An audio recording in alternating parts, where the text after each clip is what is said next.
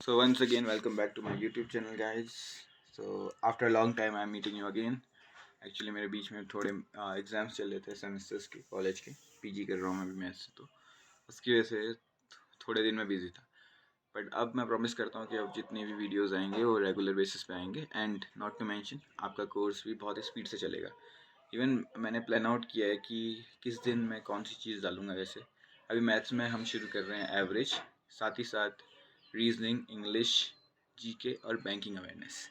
इन पे भी बहुत काम होगा. ठीक है, आपको ये डेली बेसिस पे तो नहीं कहूँगा, बट रेगुलर बेसिस, एक पर्टिकुलर टाइम इंटरवल के बेसिस पे मिलते रहेगा. जैसे 2-3 दिन के अंदर अंदर हर कोई वीडियो मिलती रहेगी आपको. ठीक है, तो आइए ज़्यादा टाइम वेस्ट नहीं करते हैं और शुरू करते हैं आज की टॉपिक से. मैथमेटिक्स का सबसे इजी और सबसे अच्छा टॉपिक मैं कहूँगा कि इन टर्म्स ऑफ अंडरस्टैंडिंग. ऐसे बहुत से टॉपिक हैं जो अंडरस्टैंडिंग होते हैं, बट ये टॉपिक अपने आप में ही खास है. क्यों है? क्योंकि इसको समझना उतना मुश्किल है ही नहीं. एवरेज का एक्चुअली में काफ़ी लोगों को मीनिंग भी पता होगा. एवरेज का मतलब क्या होता है? एवरेज है किसी नंबर का हमें निकालना होता है, तो वो कैसे निकलता है? Total sum upon total number. ठीक है, ये एवरेज होता है. एवरेज इक्वल्स टू कितना होता है? Total sum upon total number होता है. अब total sum upon total number को कैसे सॉल्व करना है, इसके हमें थोड़ा ऑब्जर्वेशंस पे भी बात करनी पड़ेगी. देखो, फॉर एग्जांपल एक नंबर है 10, 15, 25. मैं सीधे लिख दे रहा हूँ 30. कितने नंबर हैं? 1, 2, 3, 4. 4 नंबर हैं. तो एवरेज क्या कहता है? एवरेज कहता है कि टोटल नंबर जितने होने चाहिए, 1, 2, 3, 4, 4 नंबर टोटल है, और इनका सम कितना होगा? 40, 40, 80. ठीक है, तो एवरेज कितना हो गया? एवरेज हो गया 20. ये तो मैथमेटिक टर्म है. मैथमेटिक टर्म में तो सबको पता है कि एवरेज का मतलब क्या होता है. बट अब थोड़ा सा वक्त आ गया इसको समझने का कि एक्चुअल में एवरेज का मतलब क्या होता है करके. देखो, एक्चुअली हमने एवरेज में करा क्या, हमारे पास 4 डिफरेंट क्वांटिटीज़ थी. लेट्स से कि ये ए है, ये बी है, ये सी है और ये डी है. ए के पास 10 रुपये थे, बी के पास 15 रुपये थे, सी के पास 25 रुपये थे और डी के पास 30 रुपये थे. तो एवरेज करता क्या है? एवरेज अब कहता है कि भैया अब तुम मेरे पास आयो, तो मैं तुम सबको बराबर दूंगा, बंटवारा होगा बराबर. जैसे एवरेज को तुम ऐसी तरह से, एक तरह से ये मान सकते हो कि average is like a mother. ठीक है, जो खाना बराबर देती है सबको. मतलब चाहे सिबलिंग्स में बांटना हो, चाहे फिर पूजा पाठ के बाद प्रसाद बांटना हो, सब में बराबर बढ़ता है. ठीक है, तो average is like a mother to all the numbers. अगर किसी का एवरेज निकालोगे तो इस मीन की सबको बराबर बटने वाला है. तो चाहे वैल्यू इनकी कैसी भी हो, सबको बराबर बटेगा. और यही एवरेज की सबसे खास बात है कि आप बराबर कैसे कर सकते हो. बराबर को एक और चीज़ कहते हैं, इक्विलिब्रियम. ठीक है, मैं इसका बहुत यूज़ करूँगा कुछ न्यूमेरिकल्स में. ठीक है, पर अभी के लिए मैं बस इतना समझाना चाहता हूँ कि एवरेज का फॉर्मूला क्या होता है? Total sum upon total number जितने हैं. ठीक है, और एवरेज का मीनिंग क्या होता है? सबको बराबर बंटना. ठीक है, ये तो एवरेज हो गया. तो अभी शुरू करते हैं बेसिक क्वेश्चन जो आते हैं एवरेज के. अगर देखो यहीं पे, जैसे ये एवरेज है. काफ़ी आप लोगों में से कितने लोग होंगे जिन्होंने स्टैटिक्स पढ़ा होगा, और स्टैटिक्स हमें सिखाती है कि एवरेज निकालने का एक बहुत ही सिंपल तरीका भी होता है. क्या होता है सिंपल तरीका? इस लेट्स टॉक अबाउट इट. ठीक है, देखो, जैसे कि सबसे पहले तो हम एवरेज का सिंपल तरीका निकालना सीख रहे हैं. पूरा बेसिक से चल रहा है, तो बने रहिएगा साथ में और आपको ही फ़ायदा होगा इससे. देखो, 10, 15, 25, 30 में से कोई ऐसा नंबर लो जो आपको बीच बीच का लगे. ठीक है, एग्जैक्ट बीच का भी नहीं चाहिए, बीच का लगे बस कि हाँ यार, ये ना तो ज़्यादा ही बड़ा है ना तो ज़्यादा ही छोटा है करके. इस केस में 25 और 15 में से मैं लेता हूँ 25 को लेता हूँ. ठीक है, तो मैंने कहा कि एक नंबर है 25. 25 अगर एक नंबर है तो अब मुझे कुछ नहीं करना है, मुझे इसमें से 25 को माइनस करना है. तो ये 25 से कितना लेस है? 15 लेस है, तो -15. 25 से जो लेस है उसको माइनस, और 25 से ज़्यादा जो है उसको प्लस. ठीक है, ये 25 से 10 कम है तो -10. ये 25 से 5 ज़्यादा है तो +5. और अपॉन में वही रहेगा, अपॉन में 4 रहेगा. ठीक है, ये ज़ीरो इसलिए क्यों लिखा क्योंकि 25 अपने आप में ज़ीरो था, अपने आप से तो ज़ीरो के डिफरेंस में.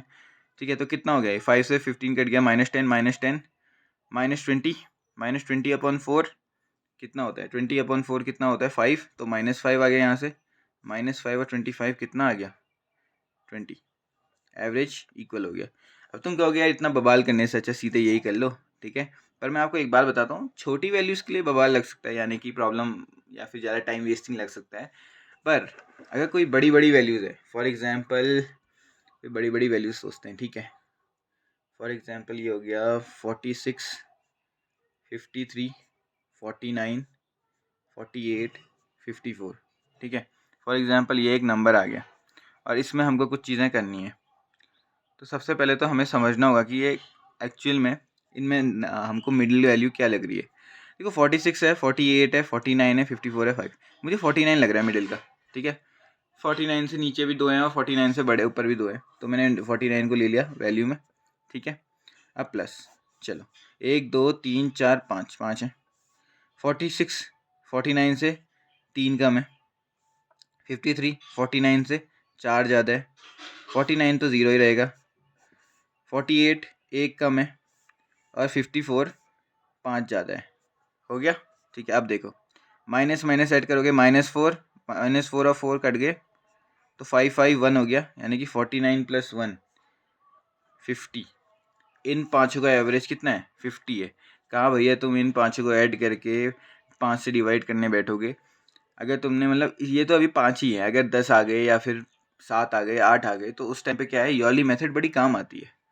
ये बहुत ही सिंपल अप्रोच रहता है इन टर्म्स ऑफ सबको ऐड करना है सब्ट्रैक्ट करने में, ठीक है। तो ये एवरेज निकालने के 2 तरीके थे। आपकी चॉइस है, आप कैसे निकालना चाहते हो। आप डायरेक्ट सम करके निकालना चाहते हो, या फिर आप उनमें से कोई एक मिडिल वैल्यू लेके बाकी सबको उसके रिस्पेक्ट में माइनस करके उनका एवरेज निकाल के जो लास्ट में वैल्यू आती है उसको ऐड या सब्ट्रैक्ट करना चाहते हो, ठीक है। तो that's a way to get the average. और ये बराबर में बट रहे हैं सारे नंबर, ठीक है। एवरेज का मतलब ही बराबर में बटना होता है, इसको भूलना मत, ठीक है। अब पढ़ते हैं एवरेज की कुछ प्रॉपर्टीज। एवरेज की कुछ प्रॉपर्टीज होती है, उनको समझते हैं, ठीक है। ये मॉर्निंग टाइम पे यार अच्छा अच्छा बहुत आता है, इसकी वॉइस बहुत दिक्कत होती है। Okay, avoid the background voice. तो देखो यार, प्रॉपर्टीज समझते हैं। प्रॉपर्टीज में एवरेज की कुछ ज़्यादा प्रॉपर्टीज नहीं होती, बस 2 ही प्रॉपर्टीज होती है और ये बहुत ही इंपॉर्टेंट प्रॉपर्टीज होती है। पहली properties, number of observations A1 A2 A3 A4 चलते चलते AN है फॉर एग्जांपल, और n हमारी टोटल नंबर ऑफ ऑब्जर्वेशंस हैं। ये हमारे क्या है, वैल्यूज़ हैं उन ऑब्जर्वेशंस की, फॉर एग्जांपल, ठीक है। अगर अगर इसमें एक चीज़ बहुत अच्छी से समझना, अगर इन सारी वैल्यूज़ में, सारी की सारी वैल्यूज़ में एक particular number let's say k add हो जाता है या फिर सब्ट्रैक्ट हो जाता है, ठीक है, तो इनका जो एवरेज होगा ना, एवरेज, मान लो पहले एवरेज कैपिटल A था, तो अब जो नया एवरेज आएगा ना, उसमें भी प्लस माइनस के ऐड या सब्ट्रैक्ट हो जाएगा। अब ये बोलोगे भैया ये कह क्या रहे हो तुम, समझ नहीं आ रहा। तो इस तरीके से समझते हैं, ठीक है। सपोज करो एक फैमिली है PQRS, ठीक है। P 4 साल का है, Q 5 साल का है, ये भी कितना करूँ, ये 4 साल का हो गया। और इसको कितने साल का करेंगे, इसको करते हैं 3 साल का करते हैं, ठीक है। इसको 3 साल का करते हैं। अभी इनकी एज कितनी होगी टोटल, अगर सम करूँ तो 4 आ गया, 8 8 16, ठीक है। तो अभी 4 इनका एवरेज आ रहा है। अब मैंने कहा 2 साल बाद इनका एवरेज कितना होगा करके, कितने साल बाद, 2 साल बाद। तो क्या होगा, हर किसी में +2 +2 +2 +2 होगा, होगा नहीं होगा। तो अगर देखा जाए तो इनकी वैल्यूज़ कितनी होंगी, 6 7 6 5, ठीक है। 12 12 24, 12 12 कितना होता है, 24/4 कितना हो गया, 6। और अगर इन जेन्यून देखा जाए तो इन दोनों में गैप कितने का आया, 2 का ही आया। ये ओल्ड एवरेज है या नया एवरेज है, इसका मतलब समझे। सब में अगर मैंने एक कांस्टेंट वैल्यू ऐड करी तो इनके एवरेज में भी वही कांस्टेंट वैल्यू ऐड हो गई। एक बेसिक तरीके से ये समझो कि मेरे को बराबर करनी थी कोई चीज़, मैंने बराबर कर दी। अब सभी को मैंने 2 चीज़ें बढ़ा के दे दी, तो जो बराबर किया ना उसमें भी 2 चीज़ बढ़ के मिलेगी, क्योंकि सबको ही बराबर मिल रहा है ना, हमारा काम बराबर देने का है। तो अगर सबको बराबर क्वांटिटी मिल रही है तो वही बराबर क्वांटिटी एवरेज में भी जुड़ जाएगी। समझ रहे हो इस चीज़ को। अब ये बढ़ने पे ही नहीं होता, घटने पे भी होता है। -2 -2 -2 -2 कर देते हैं, ठीक है। तो क्या होगा, 4 2 बन गया, 5 3 बन गया, 4 2 बन गया और 3 1 बन गया अपॉन 4। 2 + 2 4, 3 + 1 4, 8/4 कितना हो गया, 2 हो गया। अब देखा जाए 4 से कितना बन गया, 4 से 2 बन गया है, पर माइनस हो गई। क्यों, क्योंकि हमने सारी वैल्यूज से -2 कर दिया। बेसिकली वही चीज़ सबको बराबर बांटा था, अब क्या किया, सबसे बराबर वापस ले लिया, ठीक है। सबसे बराबर वापस ले लिया, या कहो सबने बराबर खा लिया, थोड़ा हिस्सा बच गया उनका। और जो वो बचा हुआ हिस्सा ही था वो उतना ही बराबर कम होगा जितना उन सब ने बराबर खाया है। ठीक है, इसका मतलब अगर उन्होंने -2 उनमें सब में कम हुआ है तो एवरेज में भी वही -2 कम होगा। समझ में आ रहा है इस चीज़ को? जैसे होता है ना क्लास में कि सब लोग चलो मान लो 10-10 मार्क्स लेके आए हैं, सबके 1-1 मार्क्स कट गए, तो अब सबके 9 मार्क्स हैं। हमें कैसे पता चला सबके 9 मार्क्स हैं? क्योंकि हमने ऑन एवरेज उसको 9 माना है इसलिए। ठीक है, इस चीज़ को समझना। अगली चीज़ जो हम करेंगे वो है, अगली जो प्रॉपर्टी है हमारी वो क्या है, मल्टीप्लिकेशन और डिवीज़न की। मल्टीप्लिकेशन और डिवीज़न की, ठीक है। याद रखना कुछ ज़्यादा इसमें भी हार्ड एंड फास्ट रूल नहीं है। जैसे एवरेज की प्रॉपर्टीज़ का मतलब ही यही है कि सबके साथ जो होगा वही एवरेज के साथ भी होगा। याद रखना ये रूल, सबके साथ जो होगा वही एवरेज के साथ भी होगा। जैसे यहाँ पे फिर से हो गए A1 A2, चलते चलते AN तक तुम्हारे क्या है, वैल्यूज़ हैं, और टोटल ऑब्जर्वेशन कितनी है, N ऑब्जर्वेशंस हैं। मान लो इनका एवरेज कितना है, कैपिटल A है। ठीक है, अब हर एक वैल्यू पे मैंने कितना मल्टीप्लाई कर दिया, हर एक वैल्यू पे मैंने मल्टीप्लाई कर दिया O या थीटा, जो भी कहते हो इसको। ठीक है, तो कहीं ना कहीं जो एवरेज होगा ना उसमें भी थीटा मल्टीप्लाई हो जाएगा। मैंने अभी भी एक रूल बताया था, क्या, जो ऑब्जर्वेशंस के साथ होगा, जो हर किसी के साथ होगा वो एवरेज के साथ भी होगा। ठीक है, बराबर होना चाहिए, बस ये ज़रूरी है। अगर सबके साथ मल्टीप्लाई हो रहा है तो एवरेज के साथ भी उतना ही मल्टीप्लाई होगा। ये नहीं कि उतना एंड टाइम नहीं होगा, उतना ही मल्टीप्लाई होगा। वैसे ही अगर इसमें कोई क्वांटिटी थीटा से डिवाइड हो जा रहा है, ठीक है, या एक्स से डिवाइड हो जा रहा है, तो उतना ही एवरेज में भी डिवाइड हो जाएगा। इस चीज़ को समझना। जब मल्टीप्लाई हो रहा है तो मल्टीप्लाई हो जाएगा एवरेज में, जब सब में डिवीज़न चल रहा है तो इसमें भी डिवीज़न चल जाएगा। तो ये दो प्रॉपर्टी थी। फॉर एग्जांपल भी समझा देता हूँ, जैसे 2 2, इसमें सीधे सिंपल ही कर रहे हैं, ठीक है, ईजी भाषा में समझने के लिए। 2 2 2 2 कितने ऑब्जर्वेशन 4 है, ठीक है, और ये 2 + 2 + 2 + 2 है, यानी कि कितना हो गया 8/4, यानी कि 2 ही आ गया। ऑब्वियसली वही आना चाहिए था। अब सब में मैंने क्या किया, सब में मैंने इंटू 3 कर दिया। कितना कर दिया, इंटू 3।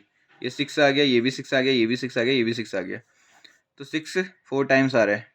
ठीक है, 24/4 6 आ गया। ठीक है, अगर देखा जाए तो सबके साथ जितना मल्टीप्लाई हुआ एवरेज के साथ भी उतना ही मल्टीप्लाई होके आंसर आया है। ठीक है, ऐसे ही डिवीज़न में भी होगा, इस चीज़ को समझना। ठीक है, तो ये थी हमारी एवरेज की कुछ प्रॉपर्टीज़। दो ही प्रॉपर्टीज़ हैं। क्या क्या प्रॉपर्टीज़ हैं, एडिशन, अगर किसी में कुछ एडिशन, सब में एक ही चीज़ ऐड हो रही है तो एवरेज में भी वही ऐड होगी। सब में एक ही चीज़ सब्ट्रैक्ट हो रही है तो एवरेज में भी वही सब्ट्रैक्ट होगा। सब में एक ही चीज़ मल्टीप्लाई हो रही है तो एवरेज में भी वही मल्टीप्लाई होगा। सब में अगर एक ही चीज़ डिवीज़न हो रही है तो एवरेज में भी वही चीज़ डिवाइड कर रही होगी। ठीक है, बेसिकली एक कॉमन हमारा कंक्लूजन यही आता है कि जो सब में हो रहा है वही एवरेज में भी होगा, चाहे वो एडिशन है, मल्टीप्लिकेशन है, डिवीज़न है या सब्ट्रैक्शन है। ठीक है, पर हाँ एक शर्त है कि जो सब में हो रहा है ना वो बराबर होना चाहिए। जैसे एक में 1 माइनस कर रहे हो तो दूसरे में भी 1 ही माइनस करना होगा। अगर 1 से ज़्यादा हो रहा है तो फिर तो वो बराबर नहीं है। फिर तो एवरेज का काम क्या है, सबको बराबर करना होगा, और बराबर ऊपर नीचे घटेगा नहीं एवरेज। ठीक है, अगर सब बराबर घट रहा है तभी बराबर घटेगा, वरना नहीं घटेगा, वरना ऊपर नीचे घट सकता है वो। सॉरी। तो नेक्स्ट, ये तो हमने पढ़ लिया कि भैया बराबरी कैसे करनी थी। अब समझते हैं हम थोड़ा एवरेज का concept in terms of little formulas. कुछ ऐसे फॉर्मूलेज हैं हमारे नंबर सिस्टम में कहो, या फिर जितना हमने पढ़ा है, जो कभी ना कभी हमारा दिमाग खराब करने के लिए आते हैं। फॉर एग्जाम्पल, किस किस को पता है कि average of first n natural number कैसे निकालते हैं। देखो, एवरेज निकालने से पहले हमको बात करनी पड़ेगी सम की, क्योंकि एवरेज का फॉर्मूला क्या होता है, सम अपॉन टोटल नंबर, यही होता है ना। मैं आपको डायरेक्ट फॉर्मूला तो पढ़ा सकता हूँ, पर मैंने सोचा कि एक बार मैं आपको बता देता हूँ ये वैल्यूज़ आई कैसे करके। काफ़ी लोग इसमें कन्फ्यूजन होता है, और अगर आपको पता है वैल्यूज़ कहाँ से आ रही है तो आप खुद से भी निकाल सकते हो बिना फॉर्मूला याद करें। तो सबसे पहले क्या है, एन नेचुरल नंबर्स का क्या, सम। एन नेचुरल नंबर्स का सम। देखो, इसको ऐसे डिनोट किया जाता है, सिग्मा एन से डिनोट किया जाता है। कभी अगर मैथमेटिकल सिंबल ऐसा दिख जाए तो घबराने की बात नहीं है। अगर सिग्मा के अंदर केवल एन है, इसका मतलब क्या है कि 1 + 2 + 3 अप टू एन ऐसा हो रहा होगा करके। ठीक है, और इसके सम की फॉर्मूला क्या होता है, ये होता है n/2 n+1। ये एक फॉर्मूला होता है। ठीक है, अब भूलना नहीं है इसमें कितनी वैल्यूज़ है, n वैल्यूज़ है, और इसका सम क्या है, n/2 n+1। तो एवरेज कितना हो जाएगा, n+1/2 डिवाइड बाई n से n कट गया तो कितना हो गया, n+1/2। यानी कि अगर सिंपल भाषा में मैं कहूँ तो पहली वैल्यू और लास्ट वैल्यू इन दोनों का ऐड करके हाफ से डिवाइड कर दोगे, ठीक है। यानी कि average of first and last value कितना आएगा, हमारा एवरेज ऑफ नेचुरल नंबर का सम आ जाएगा, ठीक है। ये अभी तक क्लियर रहा, आई होप ये क्लियर रहा होगा। अभी से मैं ये पूरा फॉर्मूला नहीं लिखूंगा, मैं सीधे चार्ट बनाऊंगा, ठीक है। अब जो है एन स्क्वायर नेचुरल नंबर्स के लिए, ठीक है, यानी कि सिग्मा एन स्क्वायर से इसको डिनोट करते हैं, जो हो रहा है बस उसमें सिग्मा लगा लेना, यानी कि कैसी होगी वैल्यू 1 का स्क्वायर, 2 का स्क्वायर, 3 का स्क्वायर, चलते चलते एन का स्क्वायर तक। तो इसका सम कैसे डिनोट किया जाता है, n/6 n+1 2n+1, ठीक है, ये सम होता है। तो अब मैं इसको n से डिवाइड करूंगा तो ये n कैंसिल हो जाएगा, तो कितना आएगा बस n+1 2n+1 अपॉन 6। ये क्या आ गया, एवरेज आ गया किसका, स्क्वायर का, n नेचुरल नंबर्स के स्क्वायर का, ठीक है, स्क्वायर का सम n तक जा रहा है जो। अब क्यूब्स का सम जो नेचुरल नंबर में है, ठीक है, नेचुरल नंबर कह रहा हूँ मैं, इंटीजर्स में नहीं, ठीक है। तो वही होगा 1 का क्यूब से शुरू होगा और ये n के क्यूब तक ख़त्म होगा। तो याद रखना कि जो सम का फॉर्मूला होता है क्यूब के लिए, वो नेचुरल नंबर का जो फॉर्मूला था उसका स्क्वायर होता है, बस और कुछ नहीं होता है। इसके स्क्वायर को खोल दो, n² n+1 का होल स्क्वायर अपॉन 4। अब मुझे पता है कि एवरेज निकालने के लिए मुझे इसको n से डिवाइड करना पड़ेगा, तो एक n कैंसिल हो गया, तो कितना आ गया n+1 का होल स्क्वायर अपॉन 4। ये एवरेज आ गया n³ का, n² का एवरेज आ गया ये, और n का एवरेज आ गया ये, ठीक है। अब मैं एक चीज़ बताता हूँ, पेपरों में ज़्यादातर क्या आता है, पेपरों में n का आता है, डायरेक्ट पूछा जाएगा कि फर्स्ट 50 नेचुरल नंबर्स का सम क्या है करके, तो निकालना है, सिंपल कर लेना है। फॉर एग्जांपल हम ही कर लेते हैं, मैंने क्या कहा, फर्स्ट 50 नेचुरल नंबर्स का एवरेज निकालो, 1 से शुरू होकर कहाँ तक हो रहा है, 50 तक हो रहा है। अभी अभी मैंने बताया कि नेचुरल नंबर का कैसे निकालना है, पहले और लास्ट नंबर को एवरेज निकालना है, 1 + 50, और इनका एवरेज क्या, 2 का ऑब्जर्वेशन 2, तो 51/2 कितना हो जाता है 25.5। समझ में आया, 25.5 हमारा क्या रह जाएगा, एवरेज रह जाएगा। अब इसके बाद हम थोड़ा सा आगे और चीज़ों पे करते हैं, जैसे अब कुछ और नंबर्स भी आते हैं, जैसे इवन नंबर्स का सम निकालने के लिए आता है, एन इवन नंबर्स का सम। एन इवन नंबर मतलब वो ये 2 से शुरू होगा, 2 4 6 चलते चलते एन नंबर्स तक, ठीक है। अब यहाँ पे n का मतलब समझना है, यहाँ पे n का मतलब लास्ट वैल्यू नहीं है, n का मतलब है ये टोटल ही n होनी चाहिए, ठीक है। अगर first 5 natural numbers, first 5 even numbers का सम का है, तो 2 + 4 + 5 नहीं होगा, 6 8 10, ये 5 ऑब्जर्वेशन होनी चाहिए, वो 5 n तक, वो n की वैल्यू 5 होनी चाहिए, यानी कि टोटल ऑब्जर्वेशंस तुम्हारी 5 होनी चाहिए, और जो वैल्यूज़ हैं वो तो 5 आएंगी आएंगी, 2 4 6 8 10, ऐसे जो n इवन नंबर होंगे इसके लिए इनकी n वैल्यूज़ आ रही होंगी, और टोटल ऑब्जर्वेशन कितना होगा, n होगा। तो आपको अगर पता नहीं है तो मैं बता देता हूँ कि इवन नंबर्स को आप जनरल फॉर्म में कैसे लिखते हो, कैसे लिखते होगे। फॉर एग्जांपल इनको जनरल फॉर्म में 2n लिखते हैं, क्या लिखते हैं, 2n लिखते हो आप जनरल फॉर्म में, जनरल फॉर्म इनका 2n होता है। अगर किसी इवन नंबर को अगर आपको लिखना है तो आप 2n ही लिखते हो। 2n लिखने के बाद, क्यों 2n, अगर n की वैल्यू 1 रखूँगा तो 2 आएगा, n की वैल्यू 2 रखूँगा तो कितना आएगा, 4 आएगा, और ऐसे ही बढ़ता चला जाएगा। तो ये तो इवन नंबर्स का हो गया।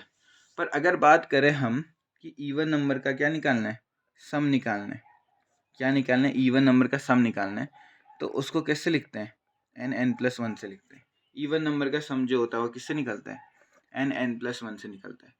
चलो रख के देखते हैं, n की वैल्यू 1 रखोगे तो 2, 1 और 2, 2 आ गया, ठीक है।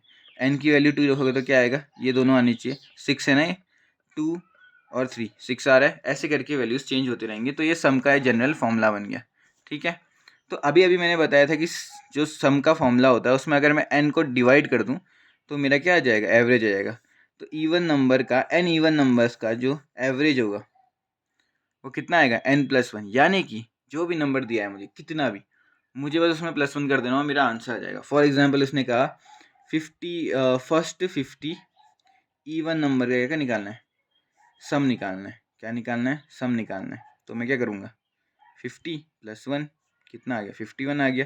तो 51 तुम्हारा क्या है, 50 इवन नंबर्स का क्या है, एवरेज है, सम कह रहा हूँ यार, एवरेज, एवरेज है, ठीक है। और अगर सम निकालना होगा तो 50 + 1 कितना हो जाएगा, 50 × 51, 0, 5, 25, ये हमारा क्या आ गया, सम आ गया। और इसमें 50 को डिवाइड करोगे तो यही आएगा, 51 ही आएगा। ठीक है, करना चाहते हो तो कर लेना। अगर आपको मेरी बात पे भरोसा नहीं हो रहा है तो आप 50 का पहले क्या करो, 50 इवन नंबर लिखना, उनका एवरेज निकालना, 51 ही आएगा। और नहीं आता है तो you can strike a complain. ठीक है, ओके, नेक्स्ट इज, अब इसके बाद बात करते हैं हम लास्ट चीज़, सेकेंड लास्ट चीज़। इवन के बारे में पढ़ दिया है तो एन ऑड नंबर्स के बारे में भी पढ़ लो। ऑड जैसे इवन्स का क्या होता है, जनरल टर्म क्या होता है, 2n होता है। वैसे ऑड का क्या होता है, 2n माइनस या फिर 2n+1। अब सर ये 2n+1 और 2n-1 होता क्या है?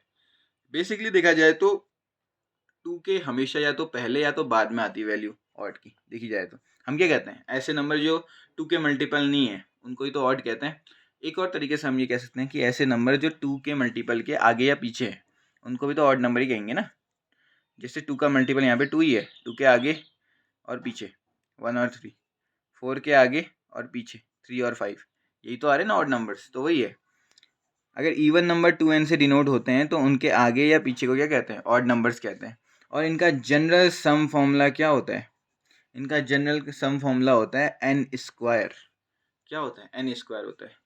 तो अब आपको कुछ करना है नहीं, एवरेज निकालने के लिए क्या करना पड़ता है, एन से डिवाइड करना पड़ता है।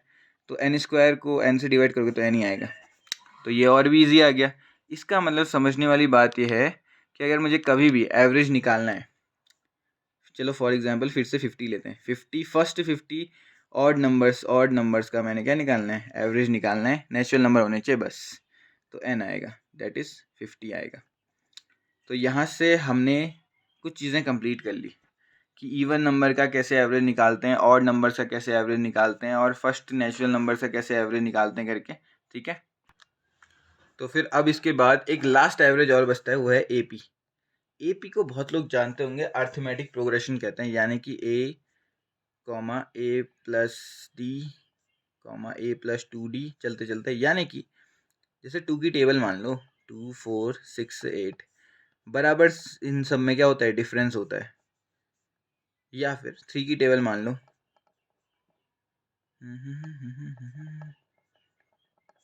डिफरेंस इसका क्या है, 3, 3, 3। ऐसे ही कोई और नंबर भी हो सकता है, जैसे 7, 10, 13, 17, 3, 3 का तो अभी भी गैप आ ही रहा है, सॉरी 16 होगा 3। ठीक है, 3, 3 का गैप आ ही रहा है, तो ऐसे करके ये काम चलता है। ठीक है, तो एपी का मतलब क्या होता है, ऐसी सीरीज जिनके फर्स्ट टर्म और सेकेंड टर्म, मतलब जो दो कंजिक्यूटिव टर्म्स हैं, लगातार आने वाले टर्म्स हैं, उनके बीच का डिफरेंस हर जगह कॉमन रहे, तो उसको एपी कहते हैं। और एपी का जो होता है ना, सम का फॉर्मूला होता है, वो क्या होता है, n/2 a+l, जहाँ पे l आपका फाइनल टर्म होता है, a आपका फर्स्ट टर्म होता है। और एवरेज का फॉर्मूला क्या है, टोटल सम अपॉन n, तो n से n कट जाएगा तो ये हो जाएगा a+l/2। बहुत ही इंपॉर्टेंट।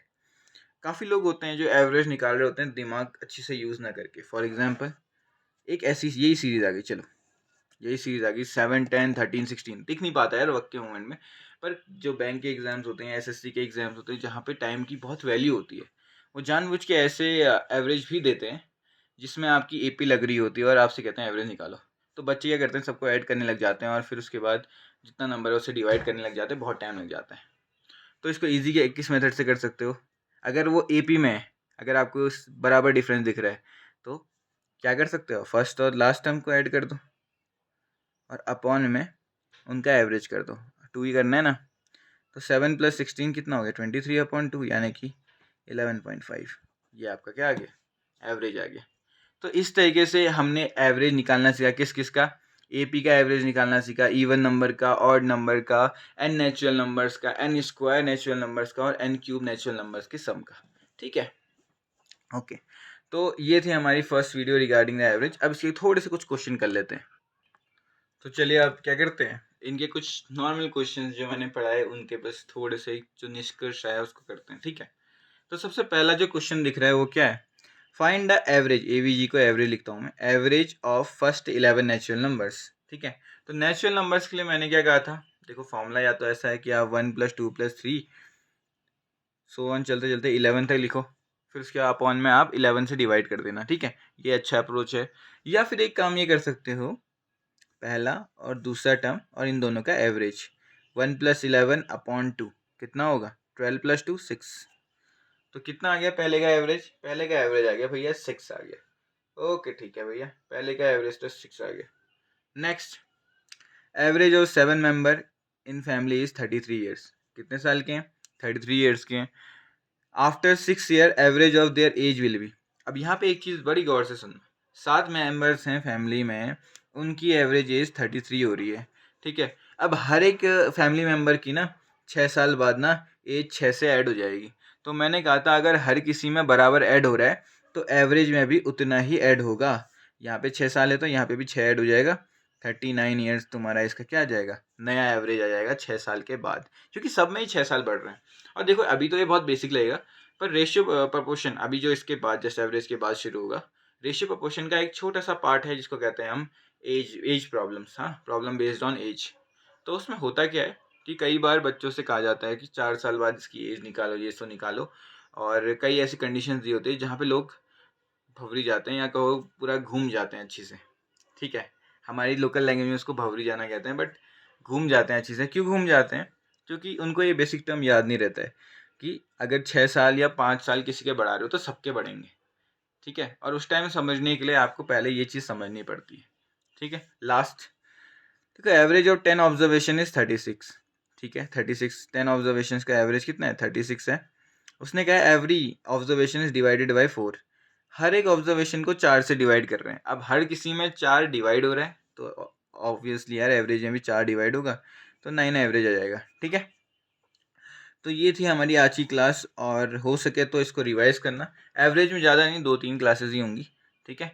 एंड मैं अब रेगुलर बेसिस पे आपकी एवरेज की क्लासेस या फिर जो भी क्लासेस हैं मैथ्स की, रीजनिंग, जो भी चीज़ें हैं उन सबको डालते रहूँगा, ठीक है, बिना किसी डिले के। तो आप स्टे ट्यून विथ मी, ठीक है, प्रिपरेशन करते रहिए। और अब थोड़ा शेड्यूल टाइट कीजिए क्योंकि आगे एसएससी सीएचएसएल का पेपर आने वाला है, जुलाई में आने वाला है, और जिन्होंने डिस्ट्रिक्ट कोऑपरेटिव का भरा है वो मई लास्ट या जून स्टार्टिंग से हो जाएंगे उनके पेपर, ठीक है।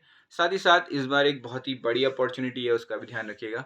एसएससी सीजीएल की वैकेंसीज अभी हाल ही में जितना भी अकाउंट हो रखा है उसके हिसाब से 10,000 से ऊपर पहुंच गई है। लास्ट टाइम वो 8,000 थी और इस बार वो 10,000 से ऊपर पहुंच गई हैं। और ये अभी भी पूरा नोटिफिकेशन नहीं आया ऑफिशियल उसका। तो जब तक उसका ऑफिशियल नोटिफिकेशन नहीं आता है, एक्सपेक्टेड है कि वो 12,000 से भी ज़्यादा जा सकती हैं। तो क्या करना है, आपको प्रिपरेशन इतनी स्ट्रॉन्ग करनी है कि इस बार निकल जाए, क्योंकि इस बार चांसेस बहुत ज़्यादा है। ज़्यादा वैकेंसीज हैं, बच्चे तो रहते ही ज़्यादा हैं, पर थोड़ी सी क्या होगी उसमें लीनियंसी होगी, कट ऑफ कम जा सकती है। किसी कोई जो 1-2 मार्क्स से रुकता है हर साल, वो शायद इस साल ना रुके और इस बार उसको बहुत अच्छी पोस्ट मिल जाए। सो इस चीज़ का ध्यान रखना। बहुत एक लास्ट और फाइनल पुश इस साल कर दोगे तो then you will get selected too, ठीक है। So this was all about today's class. Hope आप सबको ये पसंद आई होगी। So like my videos, subscribe my channel. मैं देख रहा था कि काफ़ी लोग ऐसे हैं जो मेरी वीडियोस वॉच करते हैं बट उनको सब्सक्राइब नहीं करते। देखो यार, ऐसा है, जब भी आप किसी की वीडियो देखते हो या फिर काम देखते हो उसका, और आपको अच्छा लगता है, इन्फॉर्मेटिव लगता है, तो मेक श्योर कि यार उसको भी थोड़ा अप्रिशिएट कर दो। तो you can like and subscribe, ठीक है। उससे अप्रिशिएशन मिलता है और कुछ नहीं, पैसा नहीं जाता है सब्सक्राइब में क्लिक करने में, ठीक है। वो बस एक तरीके से आपका एक ग्रेटिट्यूड होता है कि हाँ मुझे अच्छा लगा और कंटेंट सही था करके। नहीं लगता है कंटेंट अच्छा, you can mention in the comment section की कहाँ इंप्रूवमेंट करनी है, I will work on that, ठीक है। But if you look on that, तो अगर आपको काम अच्छा लगता है तो please like and subscribe, it is helpful for my motivation. Thank you.